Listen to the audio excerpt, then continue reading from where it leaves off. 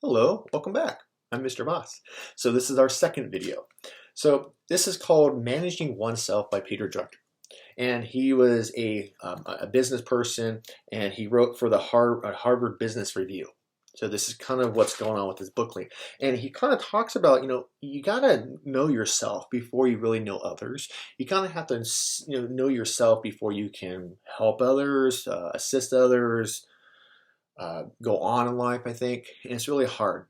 But anyway, let's talk about this book a little bit. And this book is actually about 60 pages. It's really not that big of a book. You could probably read this maybe in a lesson a day if you're really good at it. I mean, I take a lot of good notes on it, so it takes me a little bit longer. But the book is, let's see, this book is about 2008. It's copyrighted, so it's not too bad. Not too old, I should say. But here we go. What he talks about, Peter Drucker, is what are my strengths? What are we good at? Many people do not know. A person was born into a position in a line of work. People have choices. We need to find where we belong. And that's very important. Sometimes we don't know where we belong in life. And that's okay. Maybe you don't figure that out for a long time. Maybe you do. And we don't always know what our strengths are. And that's really hard to learn. And I think you have to go out in life and develop those and try other opportunities because strengths are hard. It takes time and thought to think about strengths. It does take time. That's what he's talking about. Put yourself where your strengths are as products of results. Wow, that was a lot. Working on improving your strengths. Yeah, that's going on and finding it. And he talks about feedback analysis. This is very important. This is the only way to discover our strength is feedback analysis. Now, people might jump about feedback. Feedback is actually a good thing. Could also be a bad thing. Depends on how you are taking it in. But if you do a job and you make a mistake, the feedback is that you should have did it this way. Okay, next time, hopefully I will learn from that and I will do it better. And that's the feedback. Constructive criticism is something that is a good thing to have. But there's a lot of people that will criticize you. And sometimes that criticism can hurt. And sometimes that hurt can make you better. It can also make you depressed, I guess, right? But he talks about feedback analysis. And I think that's one of the things that to discover yourself as a person is to take that feedback of whatever it is and just ponder it a little bit and work on it. And sometimes you don't have that knowledge yet. You don't have that skill yet. You're developing that skill. And that's kind of what I think too. But he talks about,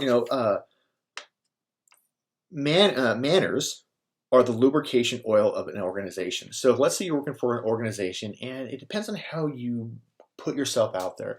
How are your manners? Are you saying thank you? Are you saying hello? Are you a firm handshaker? Are you a pat on the back? Are you saying a good job? Are you appraising your employees or your people that you work with, your friends, your relatives? And I think manners go a long way. Saying please and thank you do go a long way if you think about it. It's knowing the people's names. It's really hard, as a teacher to know a lot of people's names in the first couple of weeks, but after the first couple of weeks, I think I have it nailed. And that's really what you have to do. You have to build that mindset to know people by names too, not just say, hey, hi. And I know that's hard sometimes. And Drucker kind of says that, how do I perform? Now, only if you know this and how to get things done, how do you progress through life? How are you getting this stuff done? Are you thinking about it? Are you planning it? Are you just taking action? And I think that's what he's trying to say is that people perform differently. Somebody that might be a rookie, a novice, might do something different than a seasoned person, a veteran person, and that's really important. And that veteran person has to make sure that the beginner is making those mistakes. But don't have that person up above here always take them and lead them. Sometimes you have to be pushed too. And sometimes you have to make mistakes.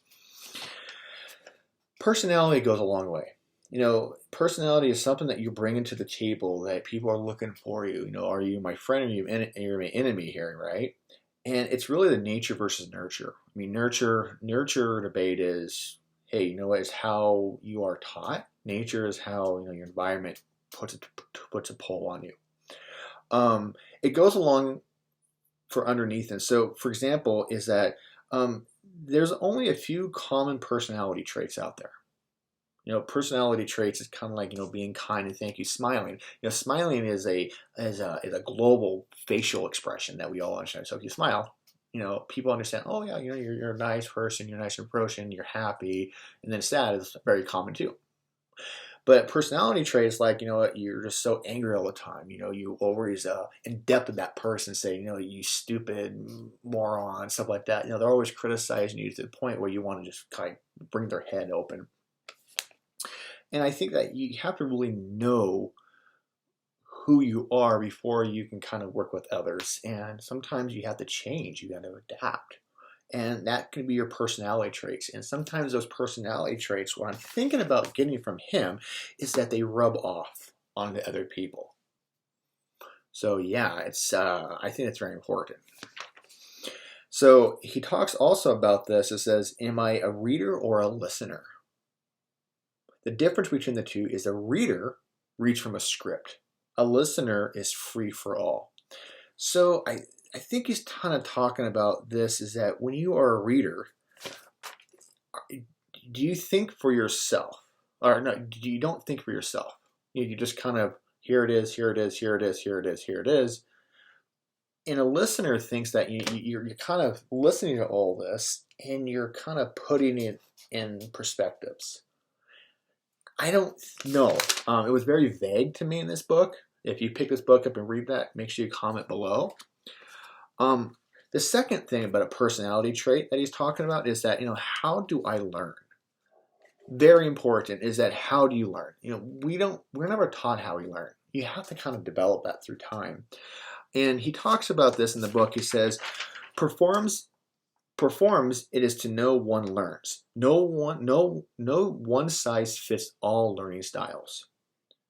Teachers recognize this, I'm hoping they do, is that we all learn differently. Sometimes people are hands-on versus talking versus hearing versus seeing. It's very, you have to learn that way. You have to know your learning trait.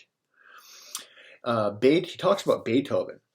He left enormous number of sketchbooks. He wrote stuff down. I mean, he's sketching stuff from how he was learning. Beethoven is one of the biggest artists there is in music. He did not read them over though. I guess his brain was just thinking, okay, I have this, I'm just going to write this all down, and that's how he would get his thoughts out. It helped him remember things. Some people learn by doing, others listen. So the question that he comes up with, how do you listen? Do you act on this knowledge? How do you perform?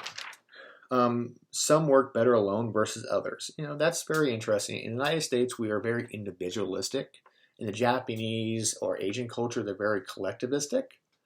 And that's very important. You have to accept responsibility for who you are and yourself too. Try not to take on work you cannot perform, or you will only perform poorly. That's a good one. I like how he said that in this book. It's very interesting. And he talks about the mirror test, the mirror, like a mirror, like you see in yourself. He talks about the mirror test. And what kind of person do I want to see in the mirror in the morning?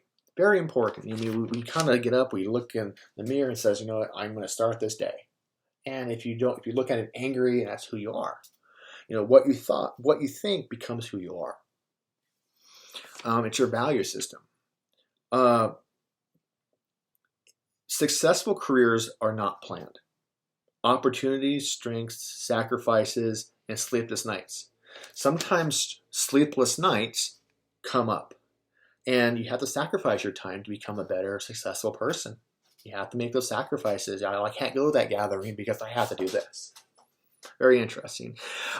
What does this strength require? It requires me to get better, to read more, to strategize more, to plan more, to figure things out more, to be more social. And that's what successful kind of does that. And he says, what results should I see? I mean, what's the result out of that? Well, if I take in all this good stuff, the results I say that, hey, you know what? In 5 years, I'm going to be successful.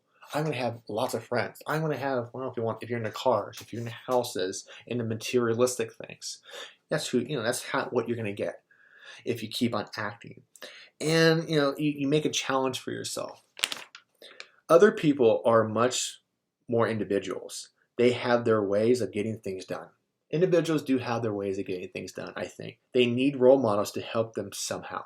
That's very good. I think that we all need somebody or some people to guide us and push us along through life. We can't learn on our own.